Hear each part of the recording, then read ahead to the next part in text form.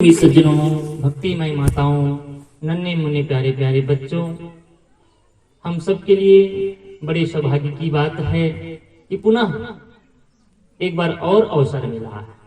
हर दिन हमारे लिए एक नया अवसर है, याद रखिएगा। हम रोज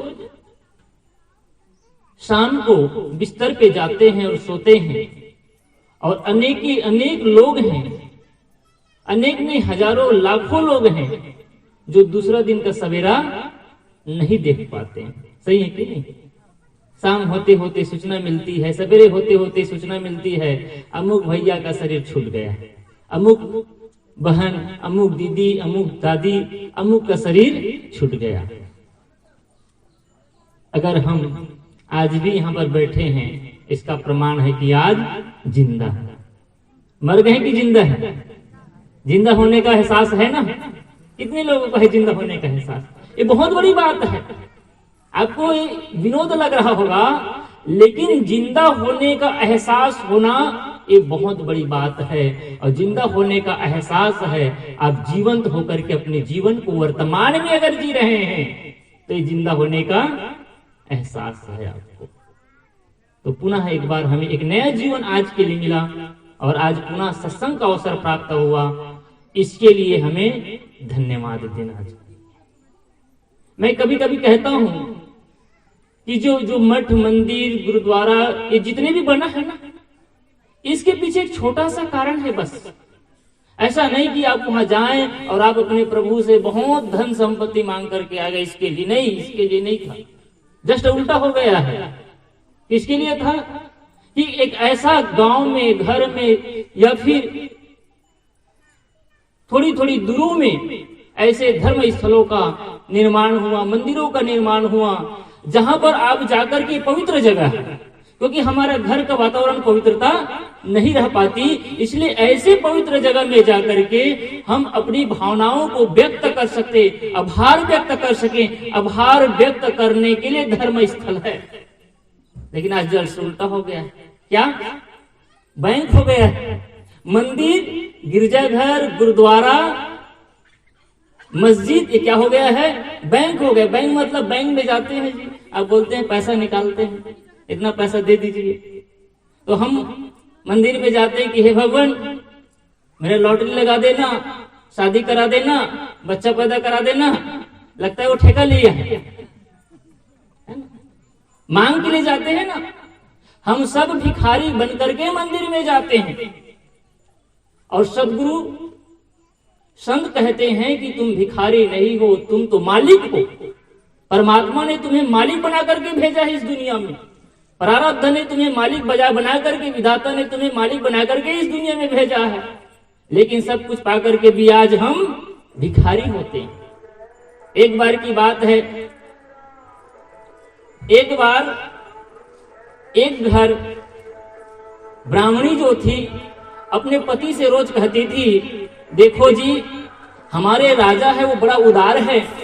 अरे दूर दूर के लोग आते हैं, उनसे भिक्षा मांगते हैं, और मन मुताबिक वो दान भी देते हैं, और आप यहीं इसी नगर पे रहते हैं, आप भी भिक्षाटन करके जिंदगी गुजार रहे हैं, आपके जीवन को धिक्कार है। एक बार राजा के पास जाते और आप लाखों की संपत्ति मांग लेते, और हमें भिखारी का जिंदगी जीना नहीं पड़ता। ब्राह्मण देवता बड़ा सरल और सीधा था। वो कहे कि मैं राजा और महाराजा के चक्कर में पड़ने वाला नहीं हूँ, मैं बस जैसे तैसे अपनी गुजारा कर लेता हूँ, और मैं राजा के चक्कर में पड़ने वाला नहीं हूँ। ब्राह्मणी रोज कहती थी।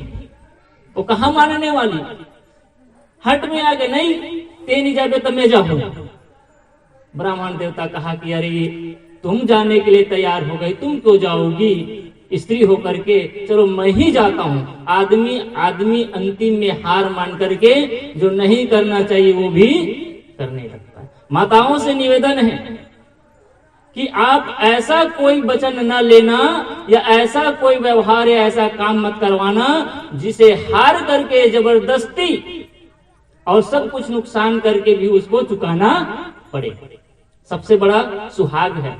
अगर सुहाग सुरक्षित है तो सब कुछ सुरक्षित है, और सुहाग ही सुरक्षित नहीं तो केकई जैसे कभी बनना। कि कई क्या पाई, सुहाग को भी गंवा दी, बच्चों को भी गंवा दिए, और अंत में केवल पश्चाताप करते करते जीवन जीती रही।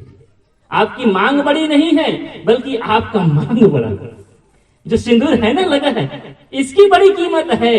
आपकी जो मांग है वो बड़ी नहीं है। अगर आपके माथे में सिंदूर है तो सब कुछ मिल जाएगा।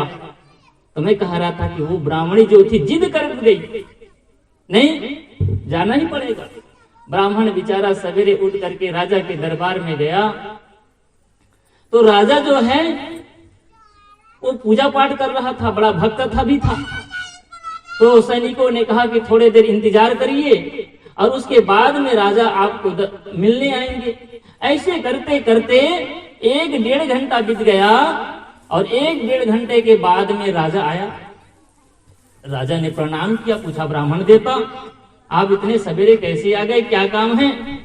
कहा हाँ काम से ही आया हूं, लेकिन जरा ये तो बता, मैं 1-1.5 घंटे से यहाँ पर आया हूं, लेकिन तू कर क्या रहा था? ब्राह्मण देवता ने पूछा तू कर क्या रहा था?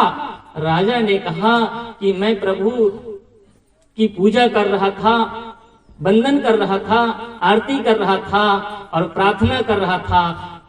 राजा वो उस ब्राह्मण देवता ने कहा क्यों, तुम्हें किस चीज की कमी? तुमने कहा कि मैं अपने परमात्मा से मांग रहा था कि हे भगवान, मैं इस राज्य का राजा हूं, लेकिन मुझे ऐसा शक्ति और सामर्थ्य दें, ऐसा आशीर्वाद दें कि मैं इस क्षेत्र को पूरा जीत करके सम्राट बन जाऊं।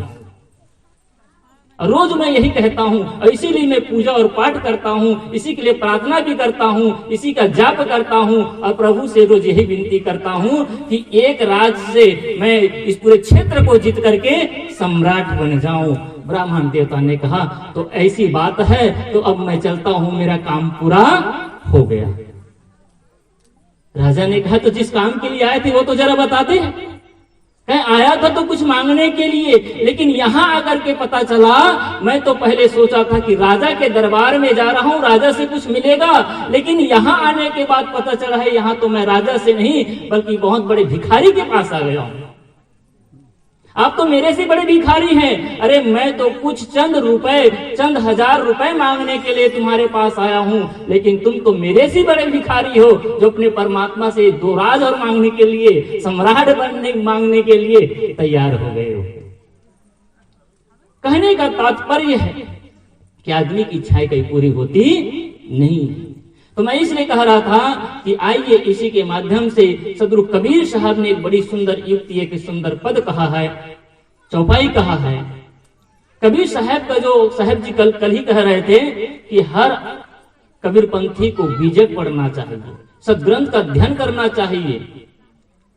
लेकिन जितने भी कबीर पंथी होंगे ना यहाँ पर, और लोग लगभग तो सभी होंगे, और नहीं भी होंगे तो अगर कोई राम उपासक है तो रामायण नहीं है, कृष्ण उपासक है तो गीता नहीं है, सही कि नहीं? होना चाहिए। आप जिसको भी मानते हैं उस महापुरुष के, उस धर्मशास्त्र को आप अपने घर पे रख करके चिंतन मनन करिए, पढ़िए, अध्ययन करिए। तो सदगुरु कबीर साहब जी का मौलिक रचना बीजक है, उसमें बहुत ज्ञान भरा हुआ है, अथाह मोती है। उसमें आप निमंजन करिए, उसको पढ़िए, चिंतन करिए, मनन करिए। देखिए आज सत्संग कर रहे हैं, सत्संग एक दिन का है, लेकिन जब साहित्य का अध्ययन करते हैं तो उससे हीरा मोती मिलती है। इसलिए आप बीजक पढ़िए, गीता पढ़िए, उपनिषद पढ़िए। आज हम सब ये ग्रंथ को नहीं पढ़ते। आप उपनिषद पढ़ के देख लीजिए कितना ज्ञान की बात भरी हुई है, गीता में ज्ञान की बात भरी हुई है, बीजक में ज्ञान की बात भरी हुई है। इसको पढ़ने की जरूरत है। तो उसी ज्ञान कोश बीजक में सदगुरु कबीर साहब ने तीसरे प्रकरण, पहला रमैनी, दूसरा शब्द और तीसरा ज्ञान चौतीसा। देखिए ज्ञान की चौतीसा, जैसे हम आज क्या पढ़ते हैं, का माने कबूतर, का खा माने खरगोश। इंग्लिश वाले हो गए तो A for apple, B for ball और C for cat, D for dog, ये पढ़ते हैं, इन्हें पढ़ाते हैं। और सदगुरु कबीर साहब जब अपने मंच में बैठ गए, सत्संग कर रहे थे, लोगों को समझा रहे थे, तो क्या काम आने कबूतर नहीं, कक्का कवल किरण में पावे, सस बिगड़ी संबुट नहीं धावे।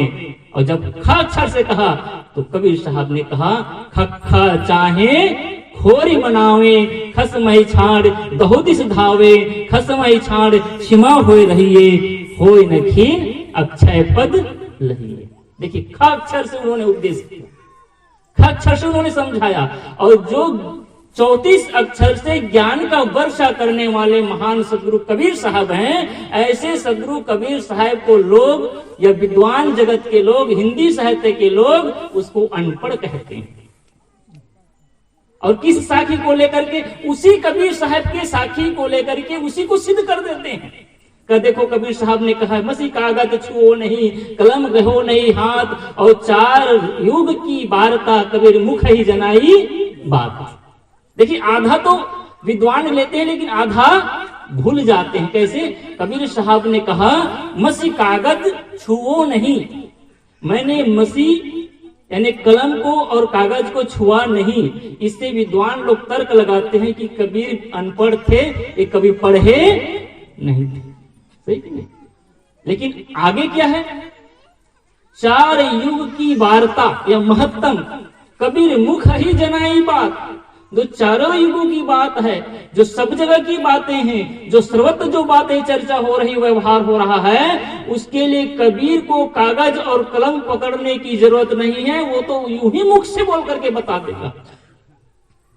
इस बात को विद्वान लोग भूल जाते हैं। तो कबीर साहब ऐसा प्रतिभा के धनी कि उसको पढ़ने की जरूरत नहीं, वो तो पढ़े। इसका मतलब मैं कोई महिमा में नहीं कह रहा।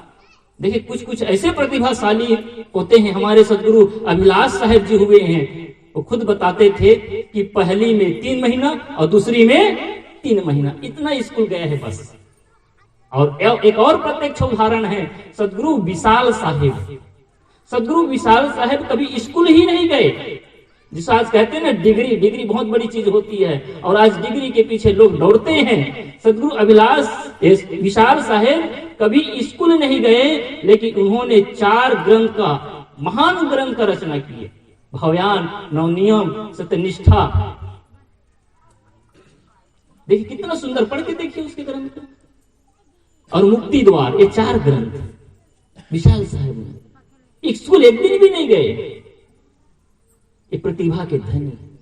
ऐसे ही सदगुरु कबीर साहब प्रतिभा के धनी थे। उन्होंने कहा खखा चाहे खोरी मनावे।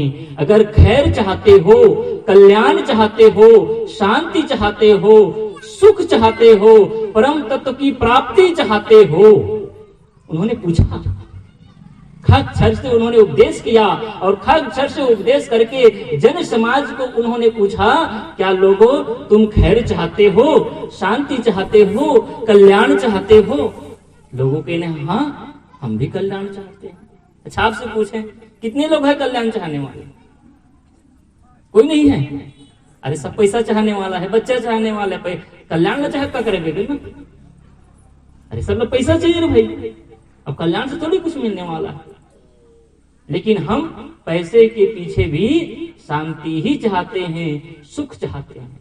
हम जो कुछ भी करते हैं सवेरे से शाम तक, उन सब के उद्देश्य में क्या होता है? सुख और शांति। सही कि नहीं? भले कि उद्देश्य ढंग से भी हम चाहते हैं।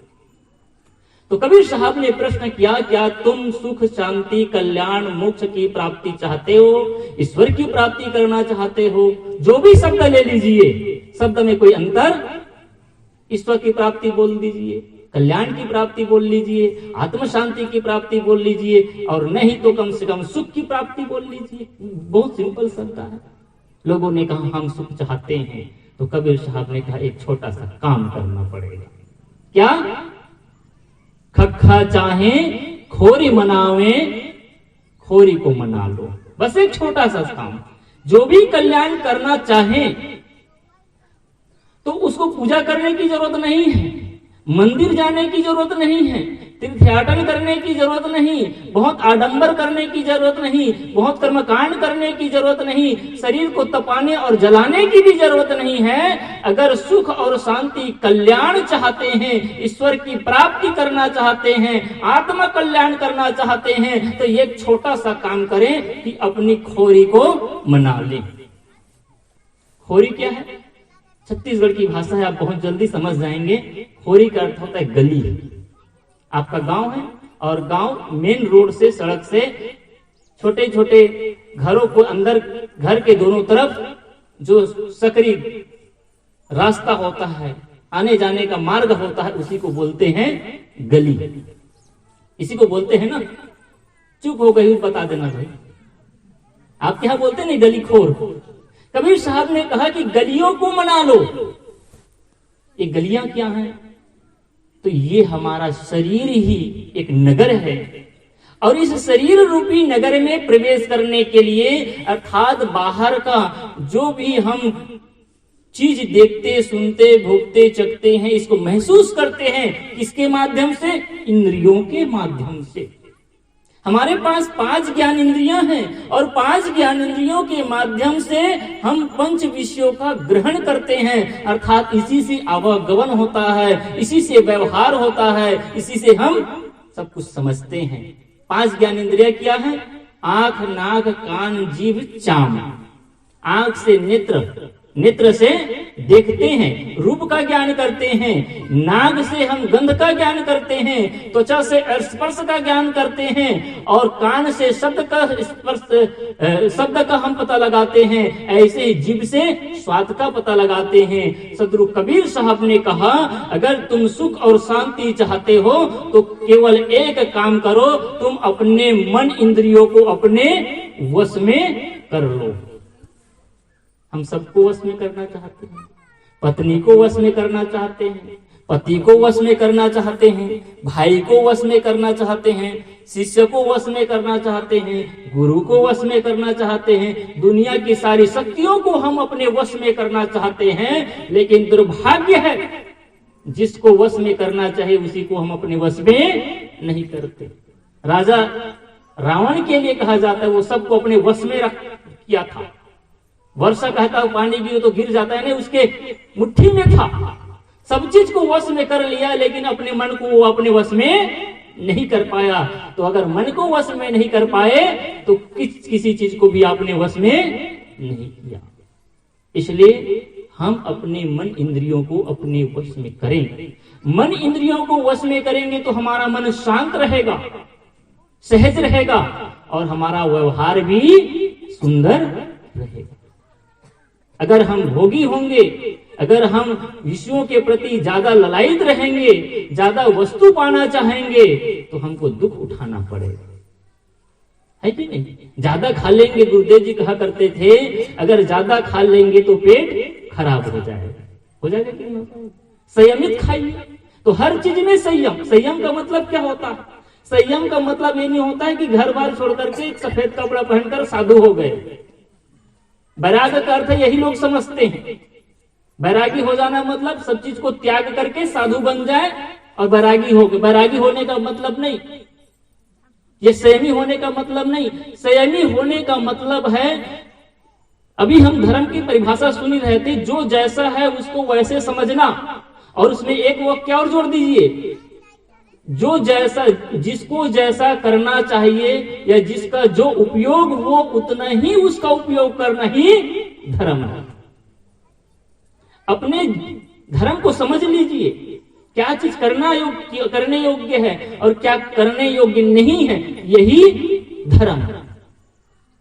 तो संयम क्या है? तो संयम का अर्थ होता है, जितना मुझे खाना चाहिए उतना ही मैं खा लूं, जितना मुझे रखना चाहिए उतना ही बस मैं रख लूं, ज्यादा की इच्छा न करो। अब कोई कहे कि बिना पानी का रह जाए, कोई रहेगा? पीना पड़ेगा, लेकिन पीते पीते कितना पिएंगे? 1 गिलास, 2 गिलास, 3 गिलास, एक सीमा है ना। तो हर चीज की सीमा है, अपनी सीमा को जान लेना ही धर्म है, और यही संयम है। और जब ऐसे संयम अपनाते हैं तभी हमारा जीवन सुखी होता है। घर और परिवार में भी बात यही है कि अगर घर परिवार में 4, 10, 8, 20, 25, 50 रहते, जितना भी रहे, और आजकल तो बहुत छोटा परिवार हो गया है, अगर एक दूसरा संयमित होकर के रहते हैं तो घर परिवार में सुख से रहते है ना।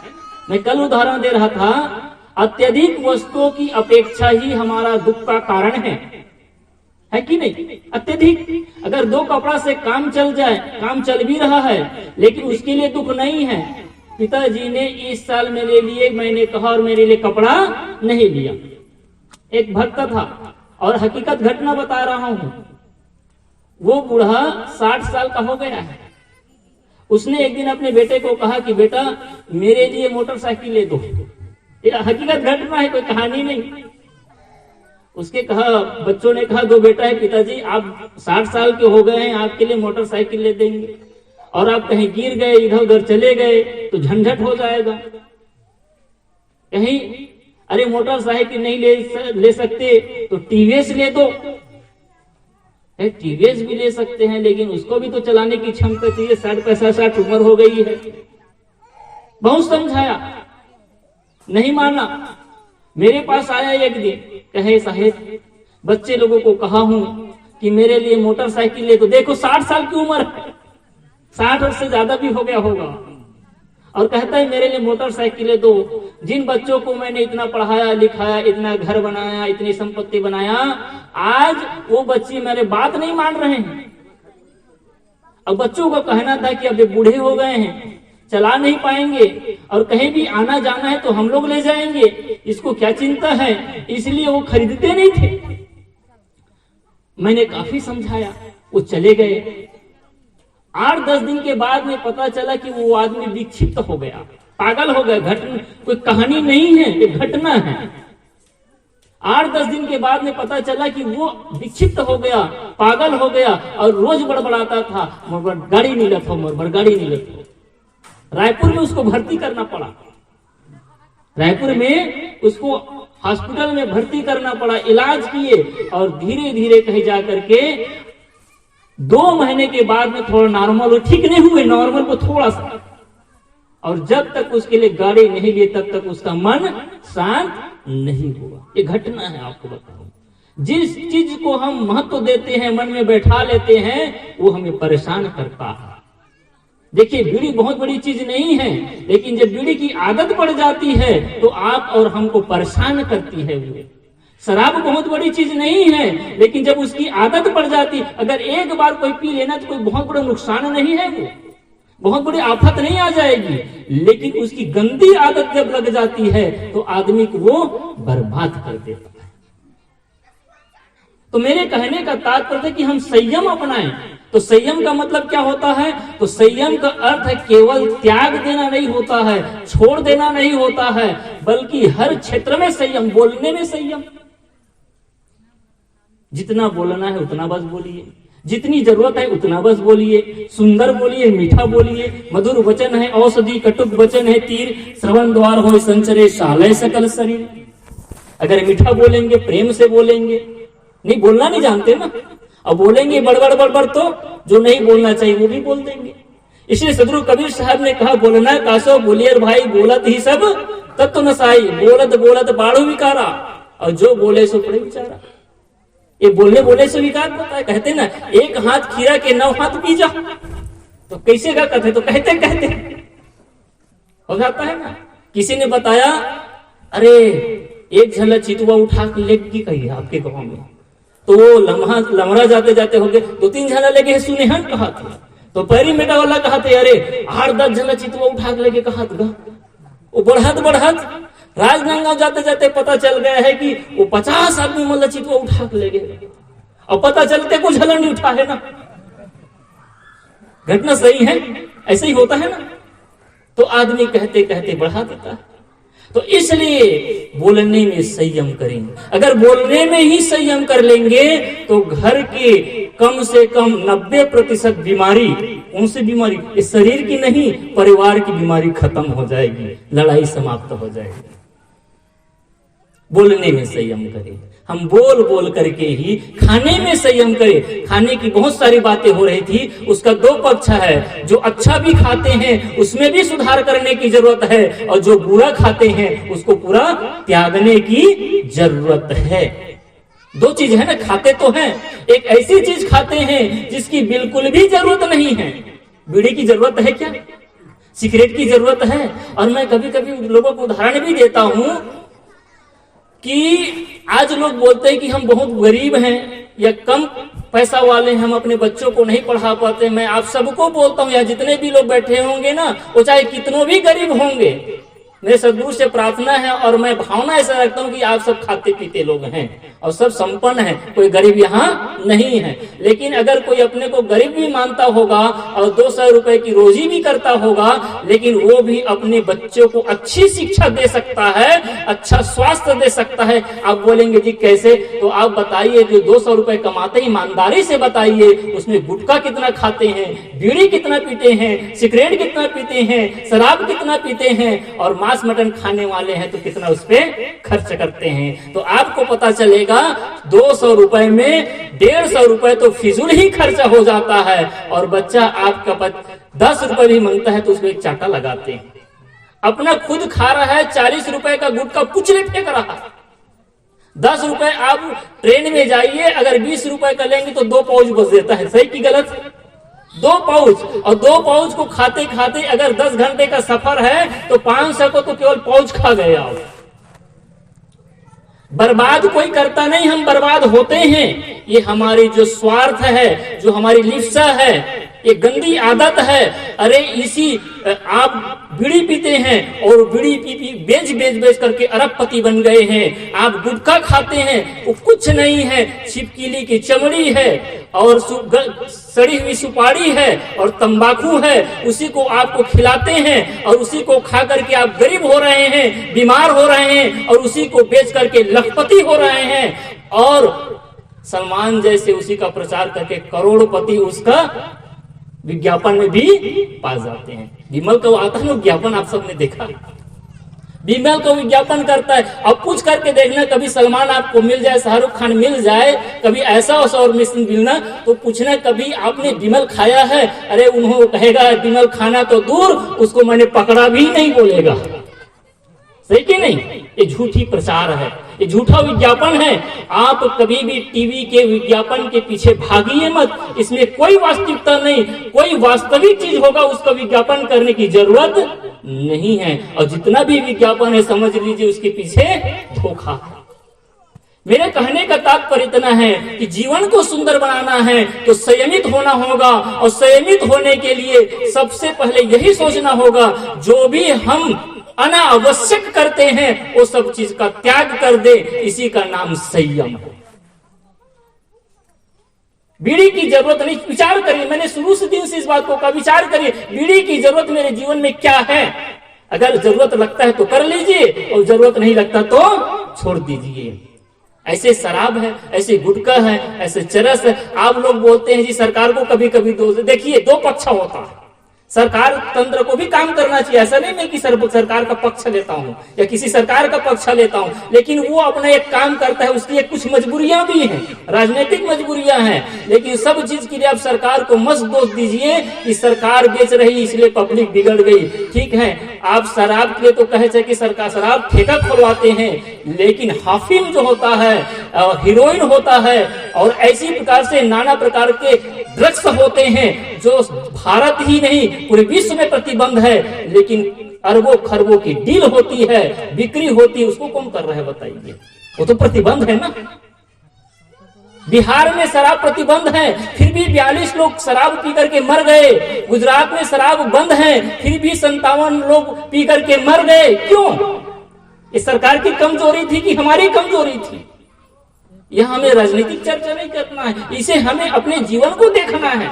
सरकार का अपना काम है, हमें अपना काम करना है। अगर हमारी गंदी आदत होगी तो कोई सरकार हमें सुधार नहीं सकता, और अगर हमारी अच्छी आदत होगी तो कोई सरकार का दम नहीं, कोई विज्ञापन में इतना दम नहीं कि कोई हमें बिगाड़ सके। कोई बिगाड़ सकता है?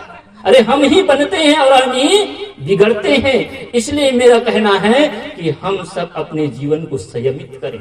तो संयमित खाएं, संयमित बोले, जो बोले कौन क्या बोले, जो बोलना चाहिए। देखिए ऐसी ऐसी शब्द का प्रयोग करते, अनावश्यक 3 प्रकार के शब्द होते हैं। एक आवश्यक शब्द होता है, एक अनावश्यक शब्द होता है, और एक अनर्थक शब्द होता है। अनर्थक शब्द क्या है? तो आवश्यक शब्द होता है जैसे प्रेम से किसी बात को कहना, ये आवश्यक है। अनावश्यक क्या है? अबे यहाँ न रे, कोई जरूरत नहीं है। तूरी, रोगी, इर्रा बिर्रा, ये कोई शब्द है? इसकी जरूरत है? और कई जन है, एक भक्त था, कभी हकीकत घटना मैं ज्यादा बताता हूं। एक भक्त, बहुत अच्छे भक्त है, और उसका जो बेटी है वो साध्वी भी है, तो भक्त साध्वी भी है और भक्त भी है। आज शरीर छूट गया उसका, और बहुत करीब करीब के थे, हर समय बस मिलते थे। तो जब भी सामान्य चर्चा होती तो ये साले ऐसे हो गएगा, वो साले ऐसे हो गए। हमारे एक संत थे, उसने कहा कैसा सारा है तोरगा, तो कही कहा करबे साहब, ये साले नहीं छूटे, लेकिन कहने पर भी साले। ये गंदी आदत है ना, आदत किसने बनाई है? कबीर साहब ने एक बहुत बढ़िया साखी कही। उन्होंने कहा, हंसा तू तो सबल था, हल्की अपनी चाल और रंग पुरंगे रंगिया तय किया और लगवार। हे हंस, तू तो हंस है, नीलक्षीर विवेक करने वाला है, मानसरोवर में रहने वाला है, लेकिन तू क्या हो गया है? बगुला से भी बिगड़ गया है। हंस कहाँ रहता है? मानसरोवर में रहता है। मानसरोवर हंस टटके बासी। ये जो मानस, ये जो जीव है, ये हंस है, ये कहाँ रहता है? तो सत्संग रूपी मानसरोवर में, सज्जन रूपी मानसरोवर में रहता है। लेकिन क्या हो गया है? हल्की अपनी चाल। ये कम, ये जो इंसान है सबसे बड़ा सम्राट है, सबसे बड़ा शक्तिमान है, लेकिन अपने शक्ति को भूल करके ये क्या हो गया है? ये कमजोर हो गया है। कमजोर कैसे आपको बताऊं? आप रास्ता रास्ता चल रहे हैं, अगर छूछा घड़ा दिख गया, अगर बिल्ली ने रास्ता काट गया, अगर इसी तरह से कोई अपशगुन हो गया, तो बोलते हैं कि भैया रास्ता आज यात्रा नहीं करनी है। कहीं यात्रा क्यों नहीं करनी है? अरे जात रहेगा तीर्थाटन करे पर, और बिल्ली रास्ता काट दी। अब बिल्ली आपसे, अरे तू शेर है, बिल्ली से डरता है। एक बार की घटना, कहानी बताऊं, कुछ समय बचा है, 4 मिनट, और शायद 4 मिनट में पूरा भी हो जाए, ऐसी संभावना है। नहीं, कोई अतिक्रमण नहीं हो। मैं संयम पर बोल रहा हूं, वही असीमित हो जाऊं। तो बोलिए सदगुरु कबीर साहेब की। एक बार वैष्णव परिवार था, वैष्णव परिवार था, भक्त परिवार था, अपने गुरु के आश्रम पे गया। जब अपने गुरु के आश्रम में गया, गुरु पूर्णिमा का समय था, 3 दिन वहां बढ़िया रह करके सत्संग किया, भजन किया। जैसे आप लोग दूर दूर से आए हैं, गुरु के आश्रम पे आए हैं ना, दूर दूर से आए हैं, ऐसे वो वैष्णव परिवार अपने गुरु के आश्रम में 3 दिन रहा। तीसरा दिन रहने के बाद में गुरु के पास गया, और पूरे परिवार जाकर के 10-15 लोग थे, उन लोग जाकर के कहा कि गुरुदेव हमें जाने की अनुमति दीजिए, और हम अपना घर जाना चाहते हैं। गुरु ने बड़े प्रेम से कहा कि बेटा 3 दिन तक यहाँ सत्संग भजन किए, थोड़ा सा काम बच गया है, थोड़ा सा काम करके जाना। देखिए आज कोई काम नहीं करता। अरे परिवार में भी जाएगा ना तो खाने के लिए, और आश्रम में भी आएगा तो खाने के लिए। गलत मत मानना भाई, सेवा के लिए जाओ जितना हो सके। देखिए एक बार की बात है, जब पुल बन रहा था, कौन सा पुल? राम सेतु बन रहा था। जब राम सेतु बन रहा था तो सब लोग पत्थर ले जा रहा था। तो एक गिलहरी था ना, गिलहरी, तो गिलहरी क्या करता था? अपने पूंछ को गीला करती थी, और धूल को लपेट करके वो जाती थी, और जाकर के उसी पुल के नीचे छोड़ आती थी। एक बानर ने कहा, ये गिलहरी तू क्या कर रही है? अरे क्या तुम्हारे धूल को गिराने से कोई पुल बनने वाला है? तो गिलहरी ने कहा कि मैं ये तो नहीं जानती कि मेरे धूल को डालने से पुल बनेगा कि नहीं, लेकिन जब भी इतिहास लिखा जाएगा तो मुझे बनाने वाले में लिखा जाएगा, तोड़ने वाला में मेरा नाम नहीं लिखा जाएगा। जितना हो सकता है मेरे से कम उतना तो मेरे सहयोग करूं। मैं कितना करता हूं ये महत्वपूर्ण नहीं है, बल्कि करने का कितना भाव है ये महत्वपूर्ण है। राम की सेवा में भी मेरा नाम जुड़ जाएगा। ऐसे जब आप आश्रम जाते हैं, गुरुद्वारा जाते हैं, तो आप यह न समझें। देखिए अभी साहब जी बता रहे थे, एक बात बताऊं कि सिख धर्म में एक सबसे बड़ा अच्छी बात यह है कि अगर कोई कलेक्टर भी होगा, मिनिस्टर भी होगा, अपने घर का लखपति करोड़पति भी होगा, लेकिन गुरुद्वारा में जाएगा तो सब बराबर होगा। कलेक्टर होकर के भी एक भिखारी का पत्तल उठाने का अगर ड्यूटी मिल जाए तो उस ड्यूटी को भी उसे करना पड़ता है। और हम क्या है, अगर जैसे आश्रम में गए ना, सूट बूट लगाए तो वो सूट मोजा नहीं खोले पर तैयार है ना।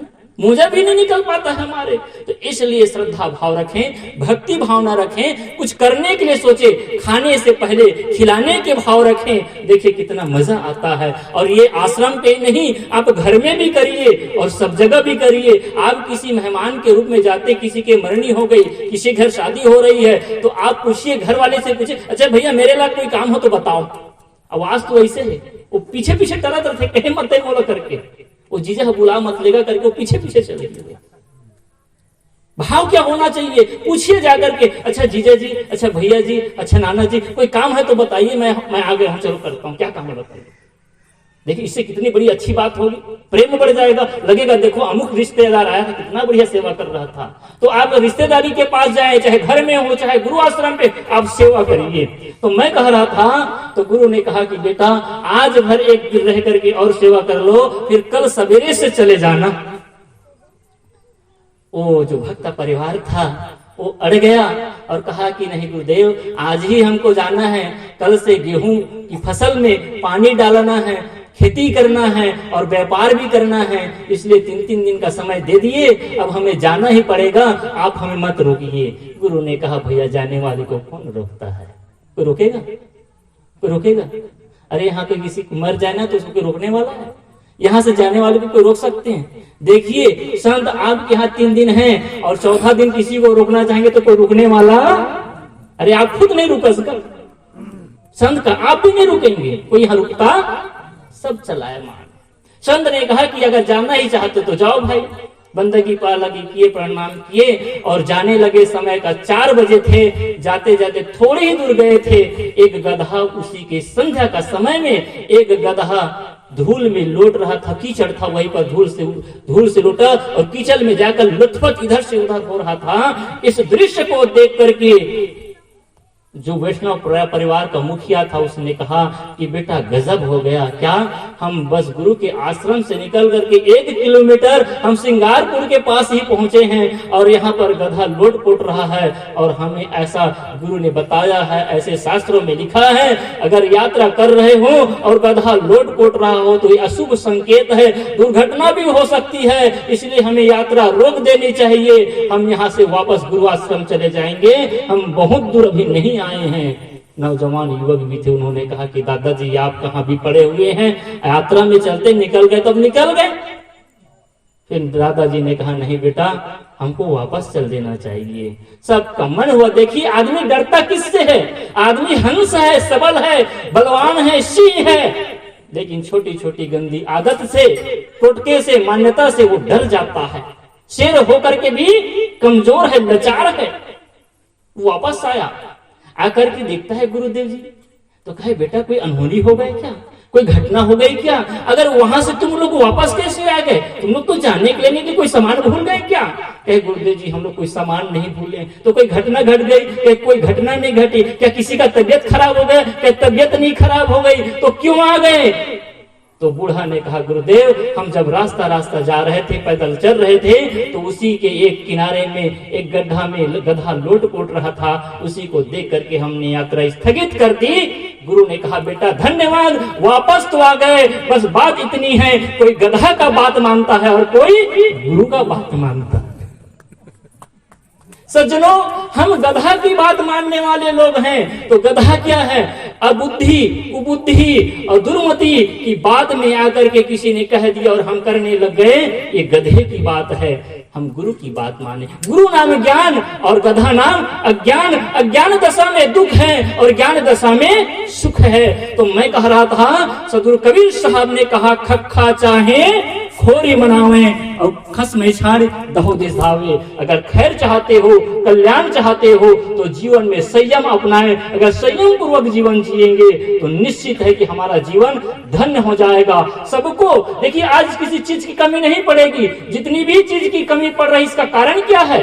असंयम, सही कि नहीं? असंयम के कारण ही कमी है। अगर हम सब संयमित हो जाएं और एक आदमी अगर एक चप्पल पहने तो दुकान में रोज भीड़ होगा नहीं। एक चप्पल फिर भी जब भी दुकान, अरे बढ़िया चप्पल दिखे चल खरीद ले। माता लोग गई बाजार ले गए, आप उसको नर्मदा का ले गए, खैरागढ़ ले गए, राजनांद, अच्छा चलना जी बहुत दिन में खैरागढ़ साड़ी ले लेता, जरूरत नहीं है ना। देखिए इसलिए वस्तु महंगी होती है और कम पड़ती है। हमारा असंयम ही हमें बर्बाद करता है। इसलिए हम हर क्षेत्र में, व्यवहार के क्षेत्र में, आप धन के क्षेत्र में, खाने पीने के क्षेत्र में, हर क्षेत्र में संयम अपनाइए। बोलने में संयम अपनाइए, उपयोग करने में संयम अपनाइए। गांधी जी की मैं महिमा को बार बार धन्यवाद देता हूँ। वो सब कुछ होते भी एक लंगोट में अपनी जिंदगी जिए। बस इस कारण मेरे गरीब देश के लोग गरीब हैं। मेरे देश के लोगों के शरीर में एक कपड़ा नहीं है तो मुझे भी कपड़ा पहनने का अधिकार नहीं है। चाहते तो पहन सकते थे। अच्छी गरीबी बोलते हैं। इस प्रकार से हम सबको भी सहज जीवन जीना चाहिए, संयममय जीवन अपनाना चाहिए। और संयम हर क्षेत्र में, व्यवहार क्षेत्र में, अध्यात्म क्षेत्र में और हर क्षेत्र में जब संयम अपनाएंगे, मन इंद्रियों को अपने वश में रखेंगे, तभी हमारा जीवन सुंदर और सुखद हो सकता है।